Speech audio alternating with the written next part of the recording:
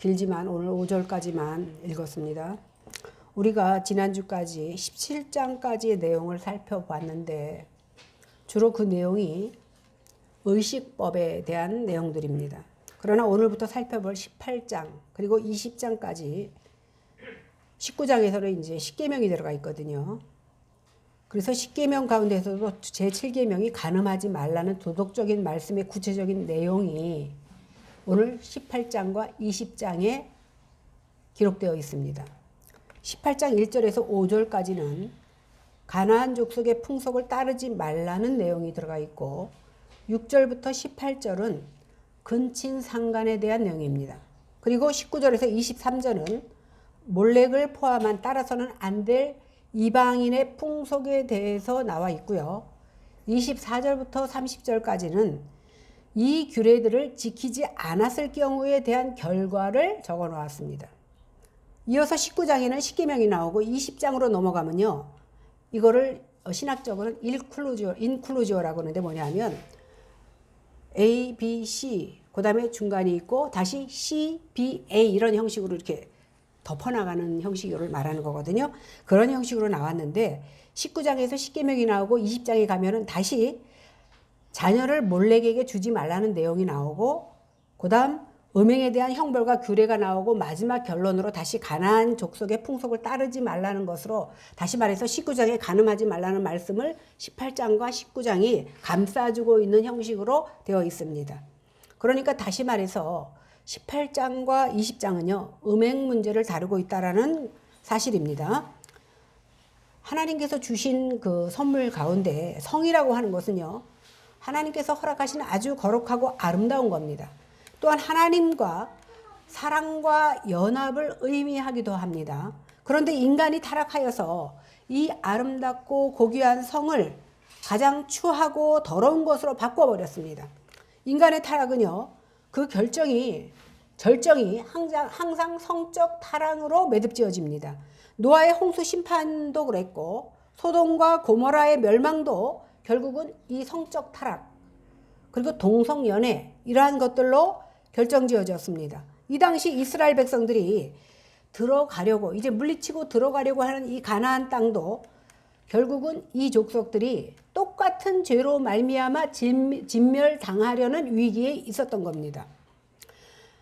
왜 그러냐 하면요. 인간은요. 하나님을 마음에 들고 살기보다는 자기 쾌락, 자기 행복을 추구하다 보니까 결국은 성적 쾌락으로 나타나는 겁니다. 그러므로 세상 사람들이 다 아무렇지도 않게 죄를 짓고 법을 어기고 산다 할지라도 하나님의 백성된 우리는 뭔가 다른 모습으로 거룩한 삶을 드려야 된다라는 생각이 듭니다. 제가 그 하루에 거의 10번을 호출 오면 집에 들어갔다 뛰어내려고 그래갖고 이제 몸살이 났는데 어느 분이 오셔서 자기 용품을 사기보다 여자 거를 계속 사서 와이프 걸 사주나 보다 했더니 와이프를 사주는 게 아니라 자기 애인 거 사주느라고 막 고르더라고. 많이 사갔어요. 그거를 옛날 같으면 숨겨야 되는데 숨기지도 않고 너무 당연하게 얘기하는 시대가 바로 이 시대구나라는 생각이 들었습니다. 먼저 1절과 2절을 한번 읽어보겠습니다. 시작. 여호와께서 모세에게 말씀하여 이르시되 너는 이스라엘 자손에게 말하여 이르라. 나는 여호와 너희의 하나님이니라. 하나님은 나는 여호와 너희의 하나님이다. 이렇게 먼저 당신을 소개합니다. 이 표현은 뭐냐면 내가 하나님인 걸 너희가 몰라서 소개하는 것이 아니라 너희가 여기까지 오기까지 내가 너희를 직접 간섭하지 않고 인도하지 않았으면 이 자리까지 올 수 없었다라는 것을 깨닫게 하려는 의도입니다. 또 한 가지는 뭐냐면 이 법의 권위가 말은 모세가 하고 있지만 모세의 권위가 아니라 바로 말하고 있는 모세의 권위가 아니라 나의 권위라는 사실을 그들에게 일깨워 주려고 하는 겁니다. 그래서 나는 여호와 너희의 하나님이라는 표현을 통해서 하나님께서는 너희를 언약 백성 삼으시고 여기까지 인도하시고 특별히 선택하셔서 너희를 간섭하고 있는 하나님이 바로 나라는 사실을 이스라엘 백성들에게 알려줌으로 말미암아 지금부터 명하는 이 규례를 너희들이 귀를 기울이고 충분히 지켜야 한다는 사실을 그들에게 자각시키고자 말씀하시는 겁니다. 이것뿐만이 아니라 하나님은 규례를 주실 때마다 중간중간 이 말씀을 거듭해서 나는 여호와다, 나는 여호와다 이렇게 반복하십니다. 왜 그렇습니까? 너희의 사건 순간순간마다 놓치지 않고 내가 간섭해주고 이 규례가 너희에게 필요하기 때문에 준다는 사실을 하나님께서는 알려주고 있는 겁니다. 그러니까 모세를 통해서 이 말씀을 주지만 이 말씀을 문자적으로 해석할 것이 아니라 문자적인 것으로 지킬 것만이 아니라 이제 하나님을 알고 하나님의 구원의 은혜를 받아서 하나님을 사랑하고 경외함으로 이 계명들을 지켜나가라는 것입니다. 뭐든지 억지로 하면 탈나잖아요. 그래서 정말 하나님의 사랑을 깨닫고 그 사랑에 감사하는 마음 가지고 이 계명을 지켜나가기를 하나님은 원하신다는 겁니다. 3절 4절을 보겠습니다. 시작. 너희는 너희가 거주하던 애굽 땅의 풍속을 따르지 말며 인도할 가나안 땅의 풍속도 규례도 행하지 말고 너희는 내 법도를 따르며 내 규례를 지켜 그대로 행하라. 나는 너희의 하나님 여호와니라. 하나님께서 애굽의 풍속, 가나안 땅의 풍속 따르지 마라. 그리고 내 규례를 쫓아 살라 이렇게 말씀하시는데 이스라엘 백성들은요 430년간 어디서 살았습니까? 애굽에서 살았습니다. 그러다 보니까 애굽 풍속이 몸에 익숙합니다. 그러니 몸에 뵐 수밖에 없습니다. 애굽에서는요, 애굽 궁에서는 근친 상간이 아주 아무렇지도 않게 자행되었고 특히 성적으로 문란한 나라가 바로 애굽이었습니다. 이제 이것을 따르지 말라고 말합니다. 이제 끊어버리라는 겁니다. 하나님께서는 이 애굽의 풍속을 끊게 주려고 애굽에서 그들을 뽑아내신 겁니다. 또한 가나안 땅의 풍속은요. 장차 이스라엘 백성들이 이제 거기에 남은 사람들하고 살아야 되잖아요. 살다 보면 지속적으로 그들의 영향을 받을 수밖에 없습니다. 그러다 보면 나도 모르게 그들과 같은 삶을 살 수밖에 없습니다. 가나안 지역의 풍속은 무엇입니까? 우상숭배와 더불어 종교적인 음행이 굉장히 심했습니다. 우리도 마찬가지입니다. 우리가 과거에 예수를 믿지 않을 때에는 이것이 죄가 죄인지도 모르고 마음대로 살았지만 이제 출애굽해서 영적으로 출애굽해서 하나님 나라 백성이 되었을 때에는 어떻게 살아야 됩니까? 이제 사탄의 손아귀에 있는 것이 아닙니다. 그렇기 때문에 우리는 거룩한 모습으로 삶을 드려야 되는데 우리는 여전히 사탄이 베풀어준 그 습성이 남아 있어서 아직도 죄의 근성을 버리지 못하고 있습니다. 그래서 우리는 이 죄의 근성을 끊어 나가야 됩니다. 뿐만 아니라 우리가 살아가는 세상은요, 믿는 사람보다 믿지 않는 사람들이 더 많고 그들의 행하는 방식에 따라서 우리도 아무렇지도 않게 그 풍속을 따라서 살아가게 됩니다. 그러나 우리는 어떤 존재입니까? 예수님의 피값으로 이제는 거듭난 백성이 되었기 때문에 그 정과 욕심을 십자가에 못 박은 자가 되었습니다. 그래서 이 땅에서 구별된 자로서의 모습으로 거룩한 삶을 살아야 될 성도라는 사실을 우리가 잊어서는 안 됩니다. 5절 보겠습니다. 시작. 너희는 내 규례와 법도를 지키라. 사람이 이를 행하면 그로 말미암아 살리라. 나는 여호와이니라. 하나님의 규례와 법도를 지키며 살라 이렇게 말씀하고 있는데 이 말에는 이 말을 어기면 죽는다라는 말이 암묵적으로 포함되어 있습니다. 이렇게 규례를 주셨다고 해서 은혜가 아닌 행위로 구원받는다. 이것을 지켜야 너희가 산다. 이 말은 아닙니다. 왜 그러냐면 아무도 하나님이 율법을 주셨지만 그 율법을 다 지키며 살 수 있는 사람은 아무도 없습니다. 그러나 인간이 율법 앞에서 먼저 뇌가 죄인이라는 사실을 깨달아야만 오직 은혜, 오직 예수의 복음을 믿게 되고 복음 안에 새로워지는 겁니다. 우리에게 만약에 법이 없다면 내가 사람을 죽여도 그것이 법인지 그것이 잘못인지 양심의 가책은 느낄 망정 느끼지 못할 수 있습니다. 그래서 하나님께서는 먼저 율법을 주셔서 그들로 죄를 죄되게 하고 이제 하나님의 복음 위에 세워져 나가게 하는 겁니다. 그래서 하나님 말씀을 지키는 것이 복을 받는 지름길이며 행복한 삶을 영위하는 가장 분명한 수단이 된다라는 것을 우리에게 알려주는 겁니다. 이 율법을 통해서 우리가 죄를 처절하게 깨닫고 은혜의 복음을 굳게 세우시기 위해서 하나님께서는 이스라엘에게 규례를 허락하신 것처럼 우리 역시도 똑같이 적용을 받아야 될 줄로 믿습니다. 그러면 먼저 근친상간에 대한 규례를 보도록 하겠습니다. 이게 6절부터 18절까지인데 일단 6절부터 18절까지인데 제가 그 윗부분만 읽겠습니다. 각 사람은 자기의 살부치를 가까이 하여 그의 하체를 범하지 말라. 나는 여호와니라. 내 어머니의 하체는 곧 내 아버지의 하체이니 너는 범하지 말라. 그는 내 어머니인즉 너는 그의 하체를 범하지 말지니라. 너는 내 아버지의 아내의 하체를 범하지 말라. 이는 내 아버지의 하체니라. 너는 내 자매 곧 내 아버지의 딸이나 내 어머니의 딸이나 집에서 다른 곳에서 출정하였음을 막론하고 그들의 하체를 범하지 말지니라. 여기까지만 읽었어요. 왜냐하면 똑같은 말이 반복되면서 대상이 바뀝니다. 그러니까 가족 또는 가까운 친척과 성관계를 맺는 것을 우리가 보통 근친상간이라고 하잖아요. 그거 하지 말라는 겁니다. 그런데요, 성경에 오늘 근친상간이 죄다 이렇게 말하고 있지만요, 성경에 보면 많은 근친상간의 기록이 나옵니다. 유다가 자기 며느리 다말하고 잔 것도 근친상간이잖아요.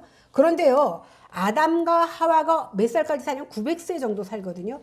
900세 이상 살면서 많은 자식을 낳았어요. 그 당시에 많은 자식을 낳았는데 그때는요, 자손을 번식하려면 후손이 없잖아. 그럼 결국 아담과 하와가 낳은 자손끼리 근친상간할 수밖에 없어요. 그래서 하나님께서는요, 인류의 초창기에는 근친상간을 피할 수 없기 때문에 허용하셨습니다. 그런데 하나님께서 어느 순간까지는 하나님의 섭리로 근친상간을 허용했지만 모세에게 율법을 주신 이후에는 근친상간이나 근친결혼을 하지 못하도록 하나님께서 명하신 겁니다. 그 이스라엘의 시민법에 보면 근친상간을 하는 자는 죽인다, 죽을 죄다 이렇게까지 말하고 있습니다. 그런데 지금 여기에 기록되어 있는 말씀의 핵심이 뭐냐면 하나님께서는요, 오늘 가나안의 풍속을 따르지 말라 그러고 근친상간을 얘기했어요. 그러니까 애굽 사람들도 근친상간을 했고 오늘 가나안 사람들도 이런 이방 풍속에 따라서 근친상간을 아주 자유롭게 했다라는 겁니다. 그러니까 대표적으로 근친상간을 말씀하시면서 이방인들의 좋지 못한 행위를 너희가 따라하지 말라라는 것을 말씀하고자 하는 겁니다. 오늘 본문에 언급되는 목록에 보면요, 어머니, 계모, 누나, 여동생, 손녀, 고모, 이모, 큰엄마, 며느리, 형수, 제수, 여인과 여인의 딸을 동시에, 그러니까 장모와 딸을 동시에 취하지 말고 처형이나 처제, 자기 마누라하고 연관된 사람과 관계하지 말고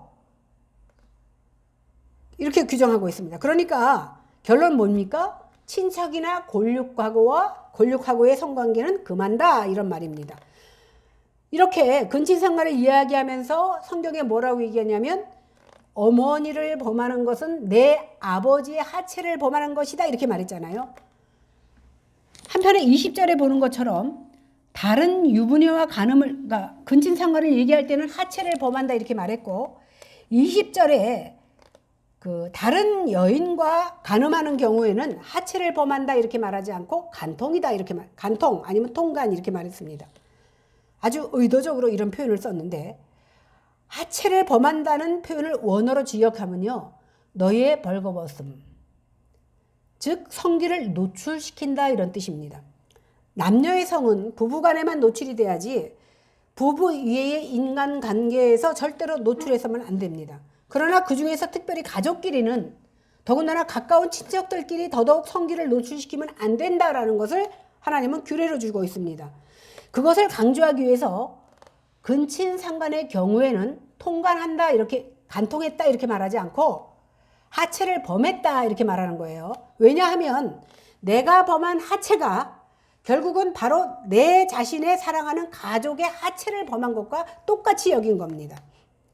예를 들어서 7절에 보면 어머니 또는 계모와 관계를 맺으면 그것은 아버지의 하체를 범했다 이렇게 말하고 있습니다. 왜 그러냐면 아버지의 여자는 아버지와 한 몸입니다.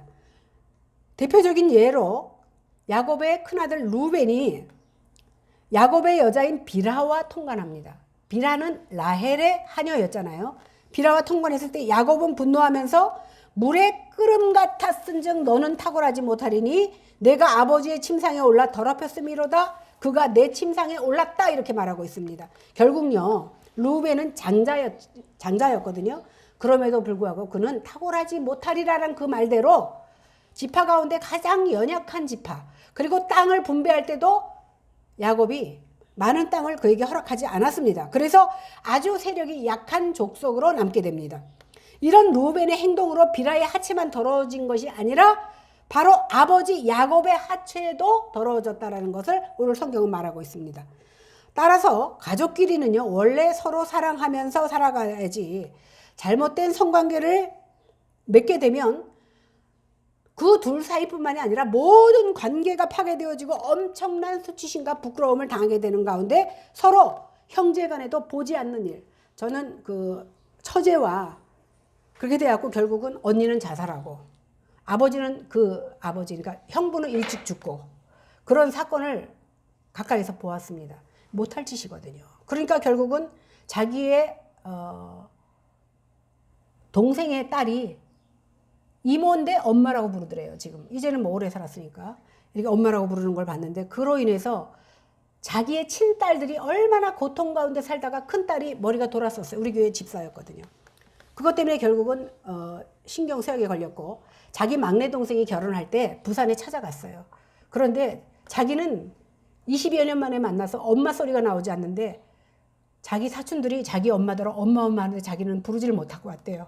그래서 막내 동생 결혼식을 알려주려고 갔다가 결혼식 얘기도 못하고 돌아와서 정신이 이상해져 갖고 우리 교회에다가 불을 지른 적이 있어요. 그랬고 신문에까지 났었는데, 그 원인이 어디에 있습니까?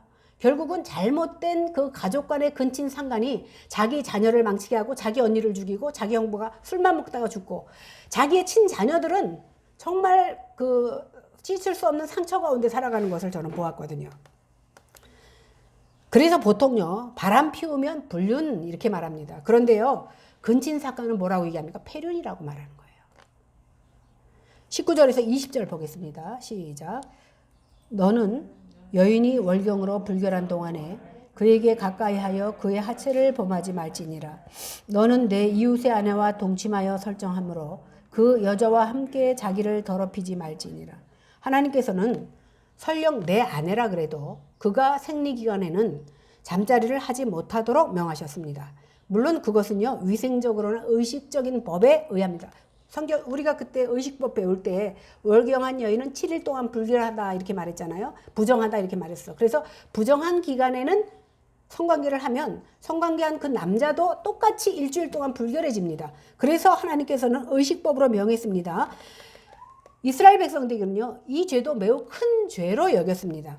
레위기 20장 18절에는요, 똑같은 말씀인데 누구든지 월경 중에 여인과 동침하여 그 죄를 범하면 그 남자는 그 여인의 근원을 드러냈고 여인은 자기의 피 근원을 드러냈은즉 둘 다 백성 중에서 끊어지리라는 아주 극단적인 표현까지 하고 있습니다.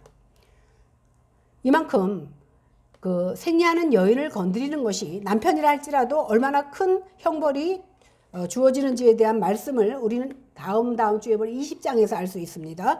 오늘 본문 20절에 보면요, 너는 내 이웃의 아내와 동침하여 설정함으로 그 여자와 함께 자기를 더럽히지 말라 이렇게 기록되어 있는데, 같은 내용이 레위기 20장 10절에 똑같이 나옵니다.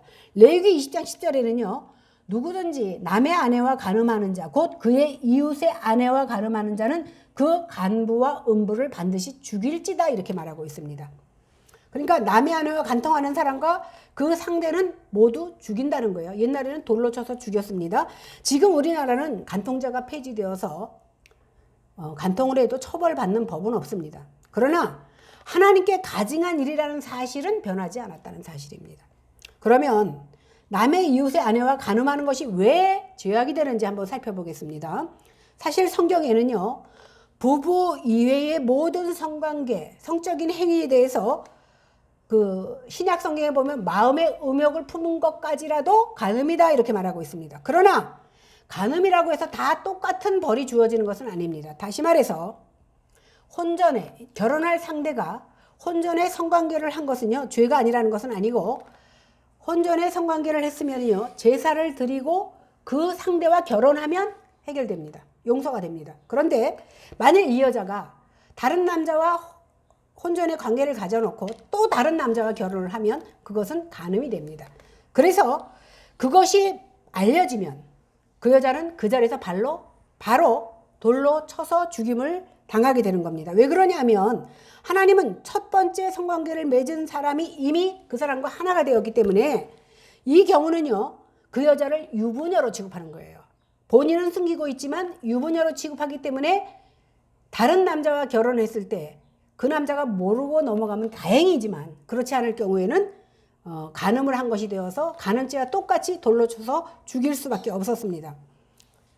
이렇게 남의 아내와 간음을 행하는 것을 굉장히 가증히 여기는 이유가 뭐냐면 먼저 하나님께서는 부부간에 허락된 거룩한 성을 욕되고 더럽게 만들었으며 부부간의 하나됨을 깨뜨렸고 가정을 깨뜨렸고 남편과 자녀들에게 말할 수 없는 상처를 주었고 결국 그 아내는요, 그것을 들키면 돌로 맞아 죽으니까 결국 가정이 깨지고 자기와 아이들이 상처를 받고 아내는 죽었기 때문에 결국 네가 내 아내를 도둑질함으로 말미암아 내 가정이 이렇게 되었고 내 아내가 죽었다라는 것입니다. 그런데 오늘날 아까도 말씀드렸지만 이런 일들이 우리 사회에 얼마나 보편화되어 있습니까? 요즘 젊은이들 가운데 결혼 전에 그 상대와 성관계를 갖는 것이 50% 이상이라고 합니다. 물론 그렇다고 해서 그가 결혼하는 것도 아니야. 또 다른 상대를 계속 만나서 바람피는 일이 아주 보편화되어 있다고 합니다. 정신을 차리지 않으면 우리도 이 세상 풍속을 남도 하니까 나도 아무렇지 않게 따라갈 수 있다라는 겁니다. 그러나 분명한 것은 하나님 앞에서는 이것이 죽을 죄라는 겁니다. 구약에서는요, 이런 사람들의 속죄 제사는 받지도 않습니다. 속죄 제사 드릴 필요도 없이 바로 돌로 쳐서 죽이라고 명하고 있습니다. 이것은요, 간음죄가 하나님 나라에서는 결코 용납될 수 없는 죄라는 것을 보여주는 겁니다. 신약에서도 마찬가지죠. 사도 바울은요, 음행하는 자는 하나님 나라를 유업으로 받을 수 없다 이렇게 말씀하고 있습니다. 그리고 히브리서 말씀에 보면 모든 사람은 혼인을 귀히 여기고 침소를 더럽히지 말게 하라. 음행하는 자들과 간음하는 자들은 하나님이 심판하시리라 이렇게 말씀하고 있습니다. 물론 구약과 달리 하나님께서는요, 회개할 기회를 허락하셨습니다. 제가 말씀드리지만 성경에 보면 삼각관계 여러 가지 가정을 파괴하는 행동을 하고도 떳떳한 모습들이 많이 나오는데 이런 모습을 보면서 우리는 내가 영적으로 음행하지 않나를 그렇게 실질적으로 우리 눈으로 시청각으로 보여주고 있다는 사실입니다. 그래서 우리는 구약과는 달리 이제 회개할 기회가 주어집니다. 그것이 바로 은혜입니다. 회개할 기회가 있는 동안에 내 속에 있는 모든 죄악, 그러니까 이것만이 큰 죄악이 아니라 지난주에도 말씀드렸지만 하나님 앞에 죄는 그저 죄거든요.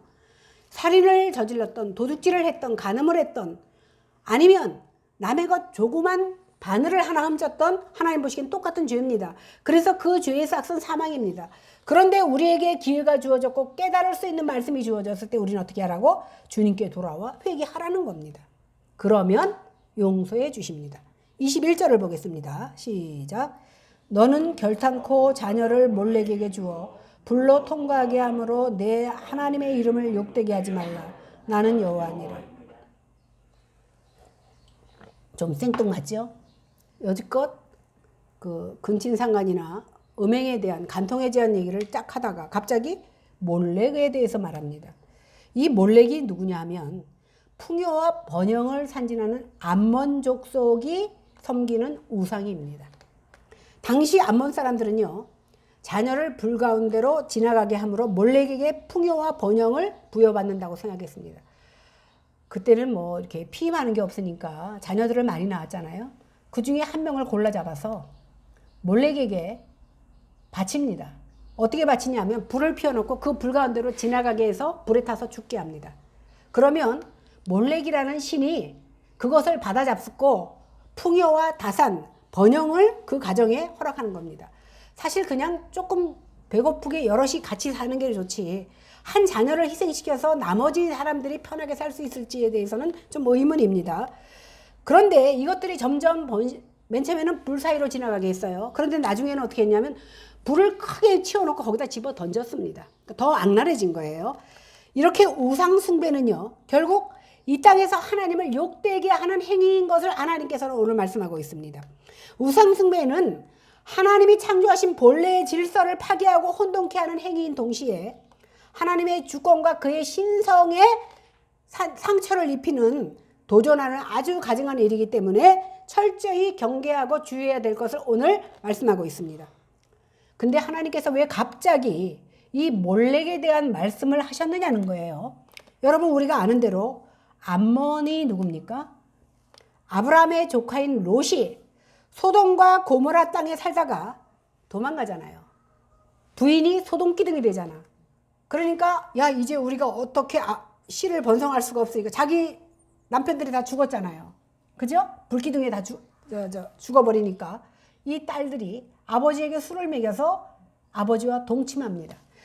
그래서 그 롯과 두 딸 사이에서 근친상간에서 나온 자식 중에 하나가 암몬이에요.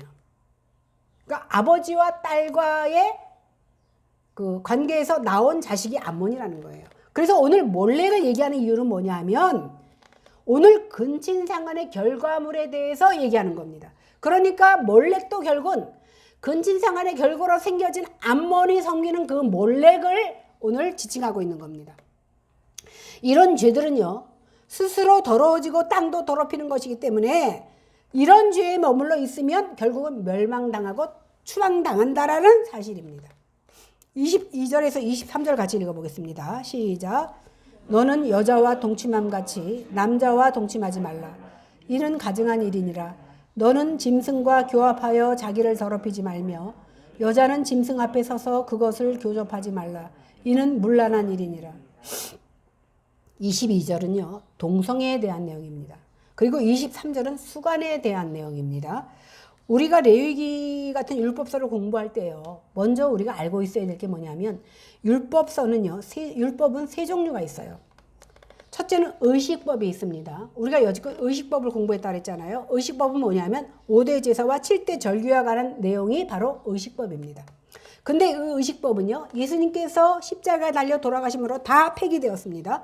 그래서 이제는 더 이상 제사를 드릴 필요도 없고 7대 절기를 지킬 필요도 없어졌습니다. 그리고 두 번째는 도덕법입니다. 도덕법 그러면 대표적인 것이 십계명이잖아요. 그런데 십계명은 신약 시대에도 여전히 타당성을 가지고 있는 항존법입니다. 세 번째는 시민법입니다. 이 시민법이 뭐냐면 이스라엘 나라의 신정 통치 국가의 민사 형사법을 시민법이라고 합니다. 그래서 이 시민법은요, 이스라엘 백성들에게 거의 적용할 수 있는 법이기 때문에 우리나라하고는 좀 안 맞아요. 만약에 우리나라와 똑같이 간음했다 걸리면 돌멩이로 쳐서 죽여야 되는 거예요. 시민법을 따르다 보면. 그러다 보니까 의식법은 폐지되었고 시민법은 우리나라의 형평과 맞지 않으니까 그대로 적용할 수가 없어요.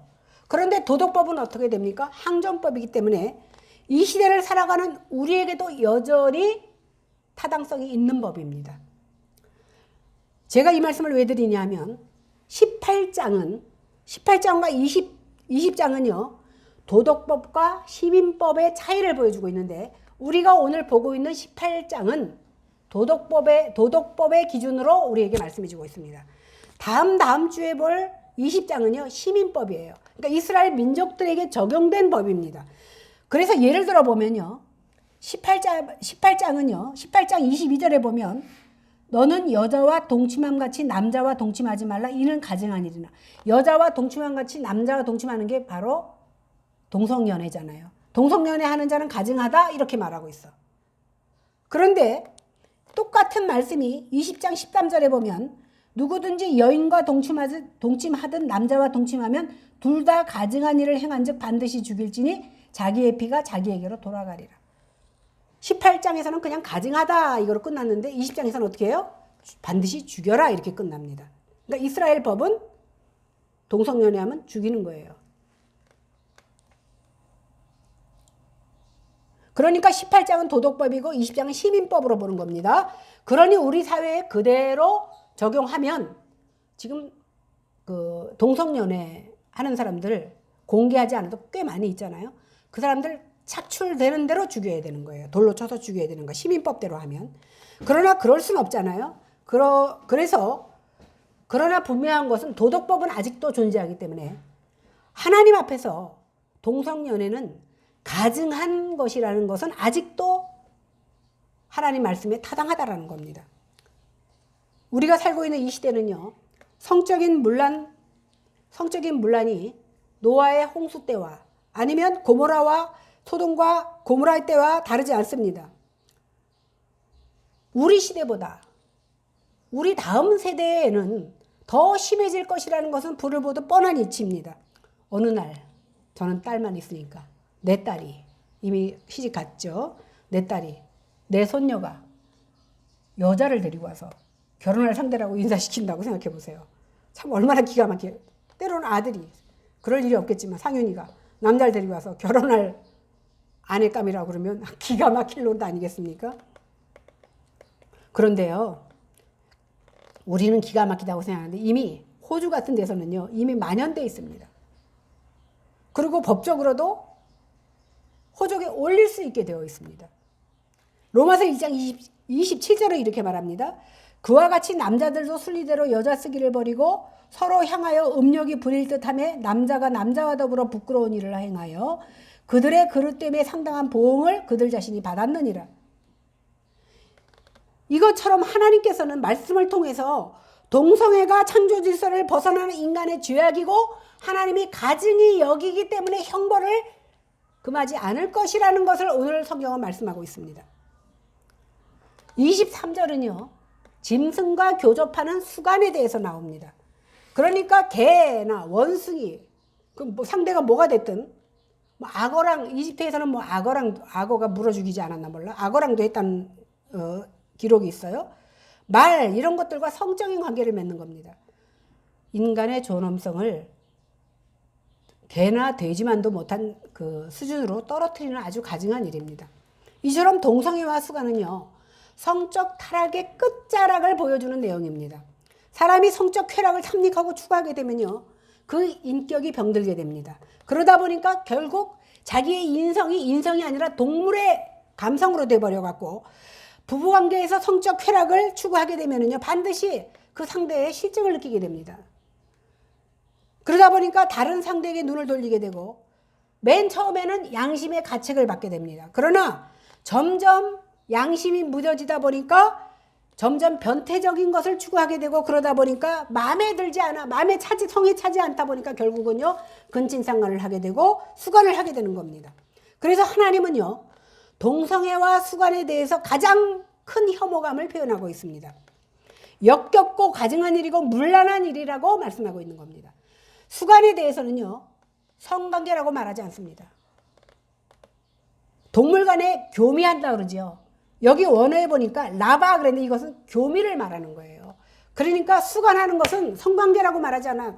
네가 짐승과 교미했다라고 말하는 겁니다. 이 정도로 하나님께서는 수간은 사람이기를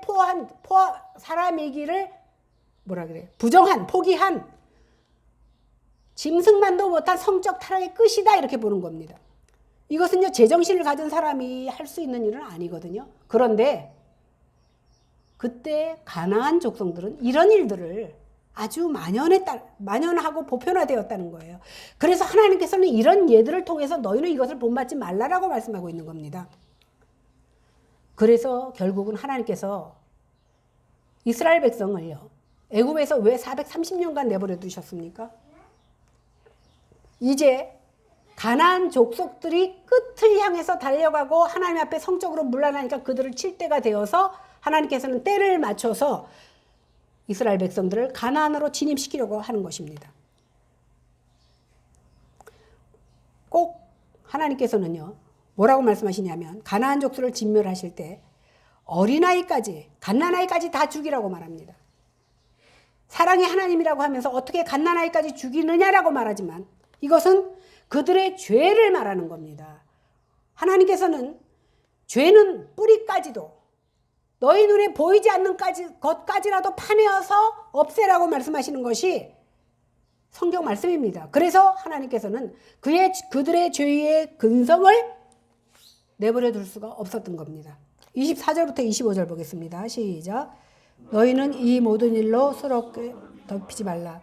내가 너희 앞에서 쫓아내는 족속들이 이 모든 일로 말미암아 더러워졌고 그 땅도 더러워졌으므로 내가 그 악으로 말미암아 벌하고 그 땅도 스스로 그 주민을 토하여 내느니라. 오늘 창세기 3장에 보면 아담이 범죄로 말미암아 아담과 하와뿐만이 아니라 땅도 저주를 받습니다. 그래서 엉겅퀴를 내. 인간이 타락하기 전에는 에덴 동산에 가만히 다니다가 하나님께서 지으시고 열매 맺게 하신 거 따 먹으면 돼. 놀면서. 근데 범죄하자마자 이제 땅에 힘을 내지 못하고 엉겅퀴를 냅니다. 그러니까 내가 수고하고 땀을 뻘뻘 흘려도 내가 생각하는 만큼의 소득을 거둘 수 없게 되는 겁니다. 이것이 바로 하나님의 심판입니다. 그때 심판은요, 몇몇 사람을 형벌하는 것이 아니라 이제 이렇게 온 세상이 어두워지면 하나님께서는 잘못한 사람만 불러서 심판하시는 거 아니라 온 인류에게 멸망으로 나타내십니다. 그러면 하나님은 가나안의 모든 족속을 멸하시면서 이스라엘 백성들이 보도록 합니다. 이 말은 뭐냐면 너희도 가나안 족속들처럼 내가 금한 규례를 어기고 살면 너희도 똑같이 진멸할 것이라는 것을 보여준 겁니다. 그런데 인간은요, 보여줘도 못해. 그것을 보고도 이스라엘 백성들이 결국은 그 똑같은 길을 가다 보니까 하나님께서는 아수르를 통해서 바벨론을 통해서 그들을 막대기로 사용하셔서 이스라엘을 멸망시키고 맙니다. 그런데요, 이것이 이스라엘 백성들만의 문제겠느냐는 겁니다. 바로 우리 자신들의 모습이기도 한 겁니다. 그러므로 우리는 이 율법의 계명 앞에서 다 죽을 죄인이라는 것을 깨달아야 됩니다. 여러분, 코로나가 괜히 왔다고 생각합니까? 왜 아직도 이 코로나가 거두어지지 않는다고 생각합니까? 코로나 전에 사스도 왔고 메르스도 왔고 다 왔잖아요. 금방 거두어졌어. 하나님이 가나안을 통해서 애굽을 통해서 보여줬어요. 보여줬는데도 행해. 우리 믿는 자들에게 하나님께서 믿는 자들이나 안 믿는 자들에게는 일반 은총으로 사스도 보여주고 코로나도 보여주고 뭐 에볼라도 보여주고 다 보여줬어요. 그래도 깨닫지 못하니까 이제 코로나라는 적병을 우리에게 심어주셨습니다. 하나님께서 이 진노를 거두지 않는 이유는 우리가 아직도 하나님 앞에 깨닫지 못하고 무릎 꿇지 않기 때문이라는 사실을 우리가 먼저 깨달아야 된다는 겁니다. 이제 우리가 살 길은요, 예수님밖에 없습니다. 가늠하다 현장에 붙잡혀온 여인을 사람들이 뺑 둘러섰어요. 그냥 둘러쓴 게 아니라 돌멩이를 하나씩 붙잡고 둘러섰습니다. 그때 예수님께서 뭐라고 얘기하십니까? 죄 없는 자가 돌로 치라 그랬어요. 그러자 그들이 아무 항변도 못하고 돌아갔던 것처럼 내가 죽을 죄인이라는 것이 깨달아지면 그냥 돌아가야 될 것이 아닙니다. 예수님의 옷자락이라도 붙잡고 내가 죄인이 나를 살려달라고 부르짖어야 되는 겁니다. 예수님은 그 여인에게 뭐라고 얘기합니까? 나도 너를 정죄하지 아니하겠으니 가서 다시는 죄를 범하지 말고 살라라고 말씀하십니다. 이 말은 뭐예요? 예수님께서 그녀의 과거를 묻지 아니하시고 그를 용서해 주셨다라는 겁니다. 우리 역시 죽을 죄인이지만 하나님께서는 우리의 음행죄에 대해서 느끼신 역겨움과 가증함과 분노와 그 수치심을 예수 그리스도에게 대신 쏟아 부었습니다. 그리고 우리의 모든 죄를 용서해 주시고 우리를 하나님의 거룩한 자녀로 삼아 주셨습니다. 우리가 복을 받기 위해서는요, 우리의 삶의 전 영역에서 거룩하고 정결하게 살아야 됩니다. 그래서 레위기 18장 5절에서는요, 너희는 내 규례와 법도를 지키라. 사람이 이를 행하면 그로 말미암아 살리라. 나는 여호와니라. 이렇게 말씀하고 있습니다. 이 말씀을 아무리 100번 해주셔도 여기 있는 우리가 죄 안 짓고 산다는 보장을 할 수 있는 사람은 아무도 없습니다. 하나님도 아십니다. 그러나 늘 내 마음속에 내가 하나님께 은혜를 받은 거룩한 백성이라는 정체성을 분명히 깨닫고 있는다면, 그리고 십자가의 은혜를 입었음을 분명히 깨닫고 있는다면 우리는 세상 사람과 조금 다르게 성결을 유지하는 삶을 살아갈 수 있을 거라는 겁니다. 그러기 위해서 우리는요, 날마다 우리 속에 있는 더러운 것들을 씻어내며 살아야 됩니다. 깨끗하게 회개하고 정결한 모습으로 삶을 들여서 하나님께서 복을 주시는데 줄까 말까 망설이는 것이 아니라 기쁜 마음으로 우리에게 복을 허락하시는